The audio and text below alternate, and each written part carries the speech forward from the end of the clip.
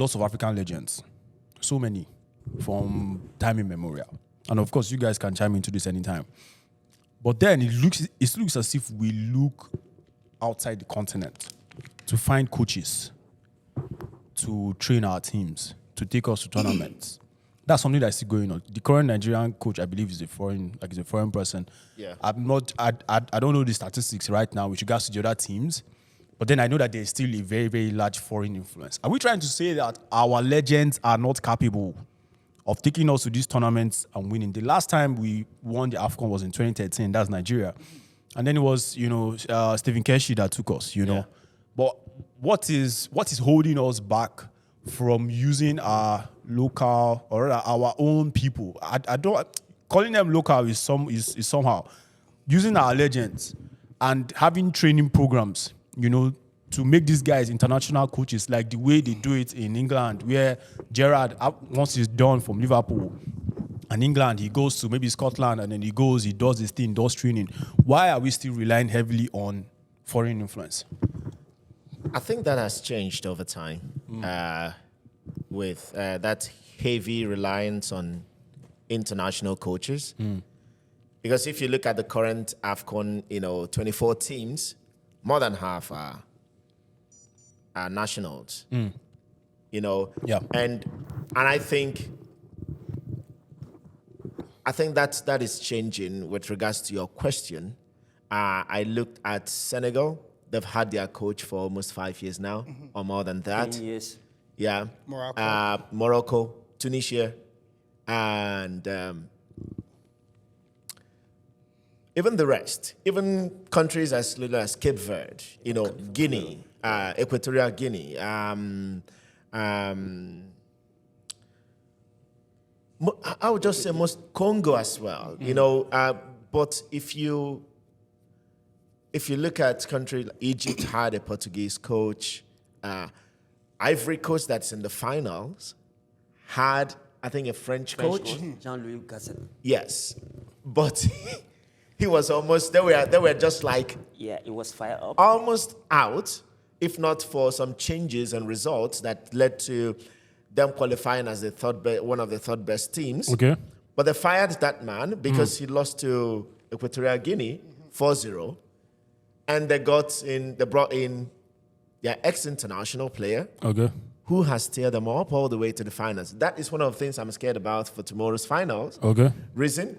Because we have a Portuguese coach, Nigeria, and sometimes, honestly speaking, sometimes I'm like, I wish that when I remember that it's Nigeria that's in the finals, Yeah. I want Nigeria to win it.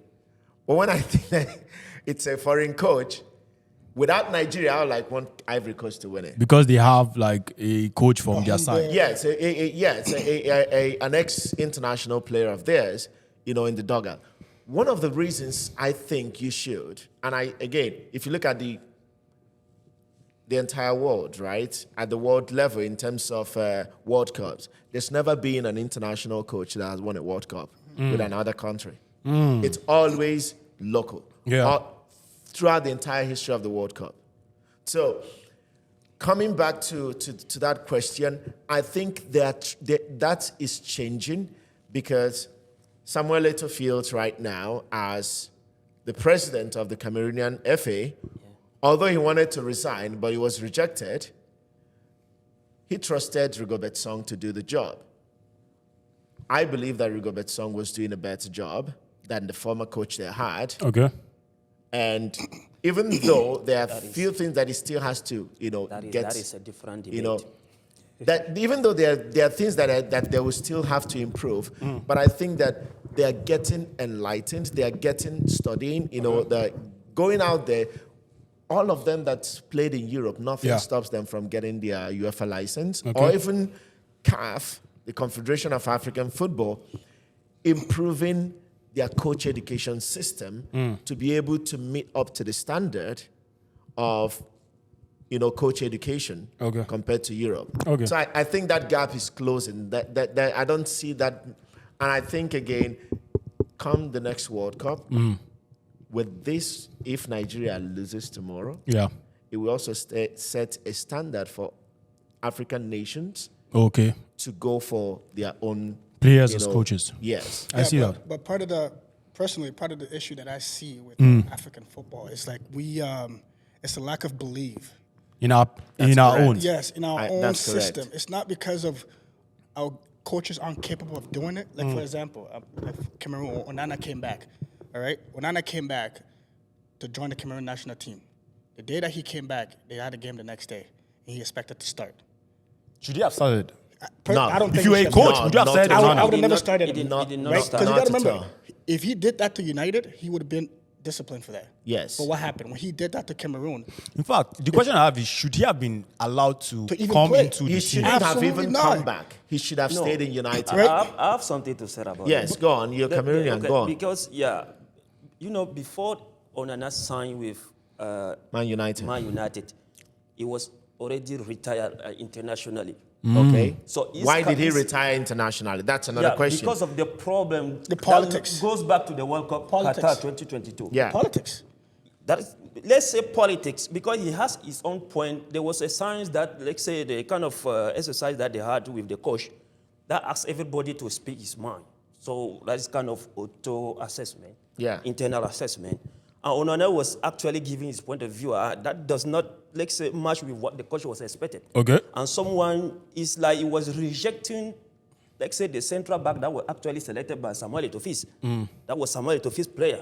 So it looks like he was challenging Samuel Eto'o, and they decided to just put it aside. He was not happy because he thinks that he has already reached the level that he has to take his own responsibility for the team. But with that being said, and this is what I've said, the lack of belief, right? As a coach, if you select your center back, okay, and you tell your players to speak their mind, that doesn't necessarily mean that he get to undermine what you've said. Right? Correct. If a coach, if I pick my center back and I tell my goalie, okay, I want you to speak your mind and tell me how you feel, and then he come to me and say, hey, listen, I don't believe in those center backs. I want you to change those center backs. Yes, he says that we want to play high defense. I want to cover their back because we need to win the second game. Because we lost the first game, we need to win the second game. If we expect to cross the first round, we have to play high. But when we play high, we need some people who can make the run when they will be, the return, like kind of coming back to defend. Let's not delve into definitely. the politics and all that goes into football, because most of the time politics sucks the joy out of football. Yes, it does. Man. It does. The energy. It does. Yeah, it sucks the energy out. Now let's talk about why we're here, the AFCON 2024. So if you allow me to say something about internal, like foreign coaches and our local stars, it's the same issue. Let's say in Cameroon we are like 95%.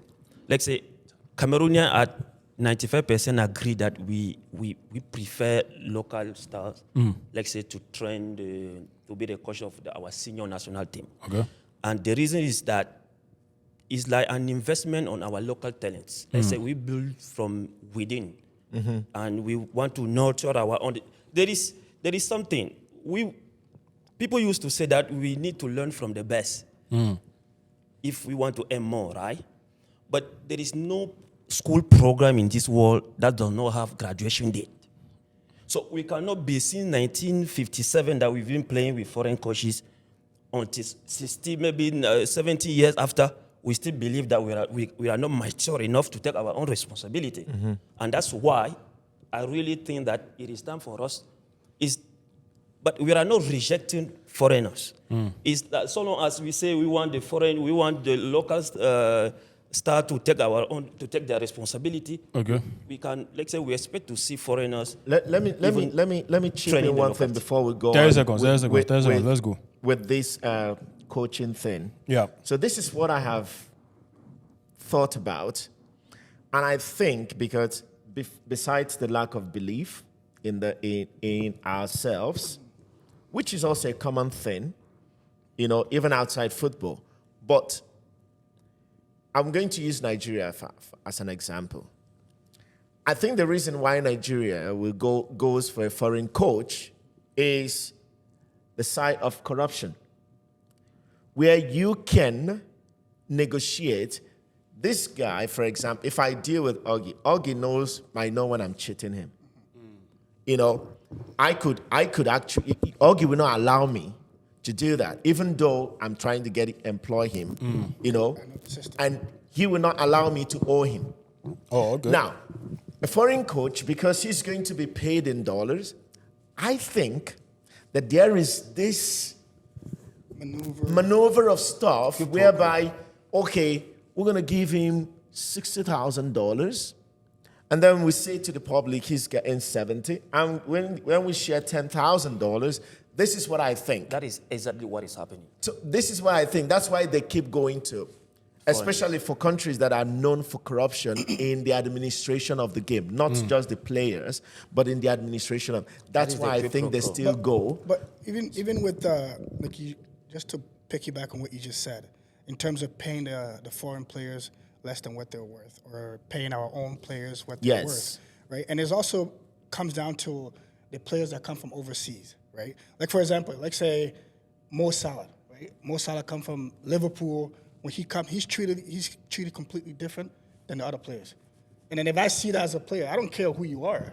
We're on the same team. We're fighting for our national team. Yep. So if I'm coming in and I'm being treated less than this person, Yeah. Mo Salah come in, he needs to be treated a certain way. He has this, he has that. I get it, it's Mo Salah, but at the end of the day, we're fighting for the same badge. I get that, So man. he should be treated the same way. 1000%. And it comes down to the coaches again, like our own local coaches, right? Our players that come from overseas mistreat the coaches that we bring from home. Yeah, it's the lack respect There's no for them. the respect is not there. That's a But big if a issue. foreign coach come from a different place, guess what?